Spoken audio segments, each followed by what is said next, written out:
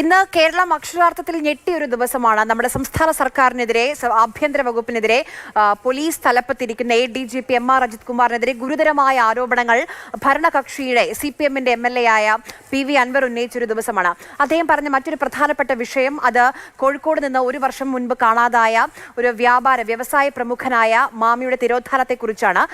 അതുമായി ബന്ധപ്പെട്ട് കൂടുതൽ വിവരങ്ങൾ നമ്മളിപ്പോൾ എടുക്കുകയാണ്. മാമിയുടെ കുടുംബം, മുഹമ്മദിന്റെ കുടുംബം, സഹോദരി റംല നമുക്കൊപ്പം തത്സമയം ചേരുന്നുണ്ട്.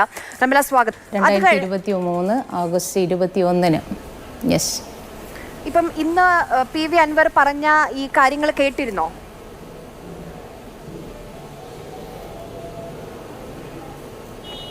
തീർച്ചയായിട്ടും കേട്ടു. നമ്മൾ ശ്രദ്ധിച്ചു. ആ കാര്യങ്ങളൊക്കെ നമ്മൾ വളരെ ഞെട്ടലോട് കൂടിയിട്ടാണ് കേട്ടത്, അദ്ദേഹത്തിൻ്റെ വെളിപ്പെടുത്തലുകൾ.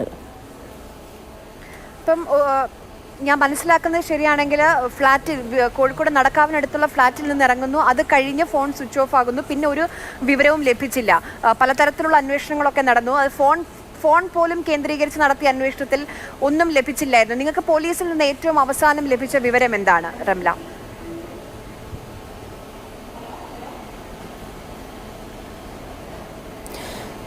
ഞങ്ങൾക്ക് ഇക്കാക്ക മിസ്സാവുന്നത് 2023 ഓഗസ്റ്റ് 21 CD ടവറിൻ്റെ ബേബി മെമ്മോറിയൽ ഹോസ്പിറ്റലിൻ്റെ അടുത്തുള്ള CD ടവറിലെ ഓഫീസ് ഉണ്ടായിരുന്നു. അവിടെയായിരുന്നു ലാസ്റ്റ്. ആ പള്ളിയുടെ അടുത്തായിരുന്നു പള്ളിയിലെ ഇമാമ് ലാസ്റ്റ് വൈകുന്നേരം 3 മണിക്ക് മാമിയെ കണ്ടത്. വൈകുന്നേരം 7 മണിക്ക് മാമിയെ കണ്ടതും സംസാരിച്ചതും. അതിനുശേഷം മാമിയുടെ ഫോണ് സ്വിച്ച് ഓൺ ആവുകയോ, അന്ന് ആ സമയം മുതൽ ഫോണ് സ്വിച്ച് ഓഫ് ആയിരുന്നു, ഒരു 7:30-8 മണി മുതൽ. അതിനുശേഷം മാമിയുടെ ഫോണ് സ്വിച്ച് ഓൺ ആയിട്ടില്ല. ഞങ്ങൾക്ക് അദ്ദേഹത്തെ വിളിച്ചിട്ട് കിട്ടിയിട്ടില്ല. അപ്പോൾ മിസ്സായതിൻ്റെ പിറ്റേ ദിവസം 22-ാം തീയതി തന്നെ ഭാര്യ നടക്കാവ് പോലീസിൽ കേസ് കൊടുത്തിരുന്നു. അപ്പോൾ അതിന് ശേഷം ഒരു 2-3 ദിവസം കഴിഞ്ഞാൽ നമുക്ക് കിട്ടിയൊരു അപ്ഡേറ്റ് എന്ന് പറഞ്ഞാൽ 22-ാം തീയതി മാമിയുടെ ഫോൺ തലക്കുളത്തൂരിൽ ലൊക്കേഷൻ കാണിച്ചിരുന്നു. അന്ന് 24 മണിക്കൂർ എന്ന് പറഞ്ഞു. അതിനുശേഷം ഇന്ന് വരെ, ഒരു കൊല്ലമായിട്ടും ഇന്ന് വരെ അതിൻ്റെ ഒരു ഫോളോ അപ്സോ അല്ലെങ്കിൽ അതിൽ കൂടുതലായിട്ടുള്ള ഒരു അപ്ഡേറ്റ്സോ ഒരു വർഷമായിട്ടും നമുക്ക് കിട്ടിയില്ല. ആദ്യത്തെ 1 വീക്കിൽ കിട്ടിയ അപ്ഡേറ്റ്സ് അല്ലാതെ ഒരു കൊല്ലമായിട്ടും ബാക്കിയുള്ള ഒരു അപ്ഡേറ്റ്സും നമുക്ക് കിട്ടിയിട്ടില്ല. ഇപ്പോൾ റംല പറഞ്ഞു ബേബി മെമ്മോറിയൽ ഹോസ്പിറ്റലിനടുത്തുള്ള കോംപ്ലക്സിൽ നിന്നാണ് അവസാനം കണ്ടതെന്ന്.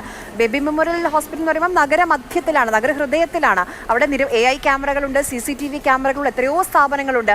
അപ്പം അതിൽ നിന്നും ഒരു ദൃശ്യവും ഏത് ഭാഗത്തേക്കാണ് പോയത്, എങ്ങോട്ടാണ് പോയത്, എങ്ങനെ പോയി, അതിൻ്റെ ഒരു ദൃശ്യങ്ങളൊന്നും കിട്ടിയില്ലേ? CCTV ശേഖരിച്ച് അന്വേഷണം നടന്നില്ലേ? ഇല്ല എന്ന് പറഞ്ഞാൽ നമുക്ക് ഈ 22-ാം തീയതി മുതൽ പോലീസ് അന്വേഷിക്കുന്നുണ്ട്. ഈ കേസ് വളരെ വ്യക്തമായിട്ട് ശക്തമായിട്ട് അന്വേഷിക്കുന്നുണ്ട് എന്നൊക്കെയാണ് നമ്മളോട് പറഞ്ഞത്. പക്ഷേ ഇന്ന് വരെ ഒരു CCTVയിലോ ഒരു AI ക്യാമറയിലോ അദ്ദേഹത്തിൻ്റെ ദൃശ്യം പതിഞ്ഞിട്ടില്ല എന്നുള്ളത് ആണ് വളരെ സത്യം. അതുകൊണ്ട് തന്നെയാണ് നമ്മൾ ഈ കേസ് അന്വേഷണം നല്ല രീതിയിലല്ല മുന്നോട്ട് പോകുന്നത് എന്ന് പറഞ്ഞുകൊണ്ട് ഉന്നത അധികാരികൾക്ക്, ഈവൻ മുഖ്യമന്ത്രിക്ക് വരെ നമ്മൾ പരാതി കൊടുത്തു. കേസ് അന്വേഷണം പുതിയൊരു ടീമിനെ അല്ലെങ്കിൽ CBIയെ അന്വേഷണ ചുമതല ഏർപ്പെടുത്തണം എന്ന് പറഞ്ഞിട്ട് നമ്മൾ പരാതികൾ കൊടുത്തിരുന്നു. ADGP കൊടുത്തു, കമ്മീഷണർക്ക് കൊടുത്തു, DGP കൊടുത്തു, മുഖ്യമന്ത്രിക്ക് കൊടുത്തു, MLA മുനീർ സാഹിബ് നിയമസഭയിൽ സബ്മിഷൻ കൊണ്ടുവന്നു. ഉന്നതതല അന്വേഷണം മാമിയുടെ കേസിൽ വേണം എന്നൊക്കെ പറഞ്ഞിട്ട്. പക്ഷേ ഈ അന്വേഷണ സംഘം ഉണ്ടായതും SIT രൂപീകരിക്കപ്പെട്ടതും ഒക്കെ എന്താണ്, പിന്നെ നമ്മൾ വേണ്ട എന്ന് പറഞ്ഞ ഗ്രൗണ്ട് ലെവലിൽ ആദ്യത്തെ വീക്കിൽ അല്ലെങ്കിൽ ആദ്യത്തെ മാസങ്ങളിൽ അന്വേഷിച്ചിട്ട് ഒരു തുമ്പും കണ്ടെത്താത്ത പോലീസിലെ ടീമിന് തന്നെയാണ് ഈ പുതിയ അന്വേഷണ സംഘമായിട്ട് ADGPയുടെ പ്രത്യേക നേതൃത്വത്തിൽ. അത് കഴിഞ്ഞ് മലപ്പുറം SP-ക്ക് അന്വേഷണം കൈമാറുന്നത് നിങ്ങൾ ആവശ്യപ്പെട്ടതിന് ശേഷമാണോ? ശശിധരന് അന്വേഷണം കൈമാറുന്നത് എപ്പോഴാണ്, റംല? ഒരിക്കലും അല്ല. നമ്മൾ ഇല്ലില്ല, ഞങ്ങൾ ആവശ്യപ്പെട്ട പ്രകാരമല്ല ഈ മലപ്പുറം SP-യും അന്വേഷണ സംഘവും ഉള്ളത്. തന്നെയല്ല, നമ്മൾ ഈ ടീം വരുന്നതിൻ്റെ ഒരു 2.5-3 മാസം മുമ്പേ ഇങ്ങനെ മലപ്പുറം SP ശശിധരൻ സാറിൻ്റെ കീഴിൽ നേരത്തെ അന്വേഷിച്ച മാമിയുടെ തിരോധാനം നടന്ന മാസങ്ങളിൽ അന്വേഷിച്ച അന്വേഷണ ഉദ്യോഗസ്ഥന്മാരും ഈ ടീമും തന്നെയാണ് ഈ അന്വേഷണ സംഘത്തിൽ ഉള്ളത് എന്നുള്ളത്. പുതിയൊരു SIT രൂപീകരിക്കപ്പെടുന്നു എന്നുള്ളതും ഈ SIT ഗവൺമെൻറ് പ്രഖ്യാപിക്കുന്നതിൻ്റെ അല്ലെങ്കിൽ ADGP പ്രഖ്യാപിക്കുന്നതിൻ്റെ ഒരു 2.5 മാസം മുമ്പ് തന്നെ നമ്മൾ ഒരു പത്രസമ്മേളനത്തിൽ ഞങ്ങളെ കൂടെ ഇരുന്ന ഒരാൾ മാധ്യമങ്ങളോട് പറഞ്ഞിരുന്നു. അപ്പോഴാണ് നമ്മൾ കുടുംബം കേൾക്കുന്നത് ഇങ്ങനെ ഒരു SIT രൂപീകരിക്കപ്പെടുന്നുണ്ട് എന്നുള്ളതും അതിൻ്റെ ഹെഡിൽ മലപ്പുറം SP ശശിധരൻ സാറാണ് എന്നുള്ളതും അതിൻ്റെ ടീം അംഗങ്ങളിൽ മാമിയുടെ കേസ് ആദ്യ മാസങ്ങളിൽ അന്വേഷിച്ച അതേ ടീം തന്നെയാണെന്നും നമ്മൾ അറിയുന്നത് ആ പത്രസമ്മേളനത്തിൽ വെച്ചിട്ടാണ്. അതിനുശേഷമാണ് നമ്മൾ ഈ SITയിൽ ഞങ്ങൾ തൃപ്തരല്ല എന്നും ഈ SIT മാമിയുടെ കേസ് അന്വേഷിക്കേണ്ട എന്നും പറഞ്ഞുകൊണ്ടാണ് നമ്മൾ ADGP DGP മുഖ്യമന്ത്രി എന്നിവർക്കൊക്കെ നമ്മൾ പരാതികൾ സമർപ്പിച്ചിരുന്നത്.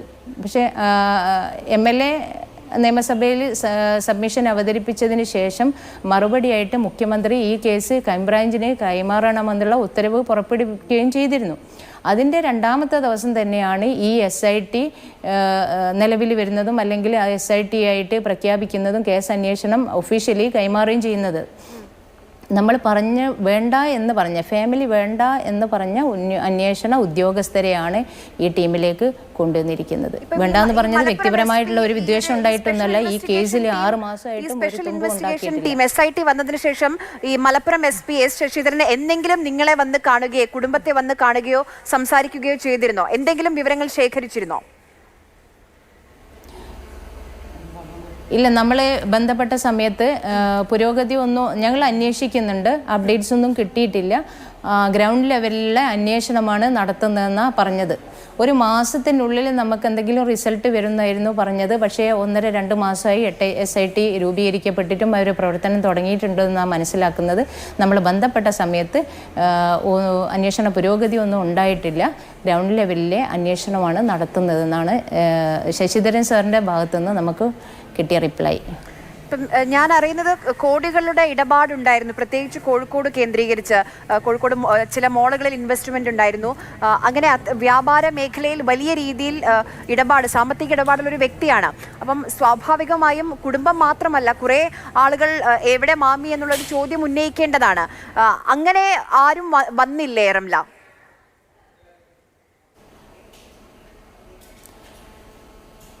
അങ്ങനെ ഒരു ഇടപെടലുകൾ നമുക്ക് കൃത്യമായിട്ട് കിട്ടിയിട്ടില്ല. കാരണം മാമി മിസ്സായ സമയത്ത് നമ്മൾ വിചാരിച്ചത് നമ്മളെ കൂടെ കോഴിക്കോട്ടുള്ള ഏകദേശം മാമിയുടെ സൗഹൃദ വലയത്തിൽപ്പെട്ട എല്ലാവരും ഞങ്ങളെ കൂടെ അല്ലെങ്കിൽ പോലീസിനുമായിട്ട് ബന്ധപ്പെട്ടിട്ട് ഇതിൻ്റെ കാര്യങ്ങൾ നടത്തിക്കോളൂ എന്നായിരുന്നു നമ്മൾ കരുതിയിരുന്നത്. പക്ഷേ അങ്ങനെ ഒരു വ്യക്തമായ കുറച്ചൊക്കെ ആദ്യ ഘട്ടങ്ങളിൽ എല്ലാവരും കേസ് അന്വേഷിച്ചു, നടക്കാ പോലീസുമായിട്ട് അന്വേഷണം ചോദിച്ചു എന്നല്ലാതെ വ്യക്തമായുള്ളൊരു സപ്പോർട്ടിന് നമ്മളെ കൂടെ അല്ലെങ്കിൽ മുന്നോട്ട് വന്നിട്ട് മാമിക്ക് എന്ത് പറ്റി എന്നുള്ളത് കണ്ടുപിടിക്കണമെന്ന് ആത്മാർത്ഥമായിട്ടൊരു ശ്രമിക്കുന്ന ഒരാളെയും വളരെ കുറച്ച് പേരെ അല്ലാതെ നമ്മൾ കണ്ടിട്ടില്ല.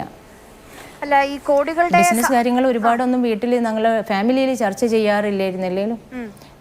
ചെയ്യാറുണ്ടായിരുന്നില്ലെങ്കിലും അതിനെപ്പറ്റി കൂടുതലായിട്ട് നമുക്ക് വ്യക്തമായിട്ട് അറിയില്ല. എന്നാലും നമ്മൾ മാമി മിസ്സായതിന് ശേഷം നമുക്ക് കിട്ടിയ വിവരങ്ങളിൽ കോഴിക്കോടുള്ള റീസെൻ്റ്ലി ഈ ഓപ്പണിംഗ് ആവുന്ന ലുലു മാളിലും അതുപോലെ ഒരു IMAയുടെ പ്രോജക്റ്റ് ഉണ്ട് ബൈപ്പാസിൽ വരാനിരിക്കുന്നത്, അതിലുമൊക്കെ മാമിക്ക് വ്യക്തമായിട്ടുള്ള റോളും പങ്കാളിത്തവും ഉണ്ടായിരുന്നു എന്നത് നമ്മൾ കേട്ടിരുന്നു. പക്ഷേ അതിനെ പറ്റിയിട്ട് കൃത്യമായിട്ട് ഒരു പോലീസ് അന്വേഷിച്ചതായിട്ട് നമ്മൾക്ക് അറിവ് കിട്ടിയില്ല. അതിനുശേഷം അതിൻ്റെ ബാക്കി കാര്യങ്ങൾ ആര് ചെയ്തു, അല്ലെങ്കിൽ മാമിയുടെ സ്ഥാനത്തേക്ക് ഒരു ഇൻവെസ്റ്ററായിട്ട് അല്ലെങ്കിൽ ഒരു റിയൽ എസ്റ്റേറ്റ് ബ്രോക്കറായിട്ട് ഒരു മാസത്തിനുള്ളിൽ ലുലു മോള് വരുമെന്നാണ് നമുക്ക് അറിയാൻ കഴിയുന്നത് കോഴിക്കോട്. അപ്പം ഞാൻ ചോദിക്കുന്നത്, ഇത്രയും ഇൻവെസ്റ്റ്മെന്റ് ഉണ്ടല്ലോ, അപ്പം സ്വാഭാവികമായും ഈ ഇടപാടുകളൊക്കെ തുടർന്ന് ആര് കൊണ്ടുപോകും എന്നുള്ളൊരു ചോദ്യം ഇല്ലേ റംല? തീർച്ചയായിട്ടുണ്ട്. ബിസിനസ് കാര്യങ്ങളെ പറ്റിയിട്ട് ഫാമിലിക്ക് വ്യക്തമായിട്ട് അറിയില്ല. അത് സുഹൃത്തുക്കളും അവർ ആരൊക്കെയാണ് ഒരു മേഖലയിലുള്ള ആൾക്കാർ അവർ മാത്രമേ അറിയുള്ളൂ അതിനെ പറ്റിയിട്ട്. ഇൻവെസ്റ്റർ ഉണ്ടായിരുന്നോ അതോ ബ്രോക്കർ മാത്രമായിരുന്നു, ഇടനിലക്കാരൻ മാത്രമായിരുന്നോ എന്നുള്ളത് നമുക്കറിയില്ല. ഏതായാലും ഒരു ഇടനിലക്കാരനായിട്ടുണ്ടെങ്കിലും തന്നെയെങ്കിലും മാമി കോഴിക്കോട് നടക്കുന്ന സംരംഭങ്ങളിൽ മുഴുവനും ഉണ്ടാവും എന്നാണ് നമ്മളെ വിശ്വാസം.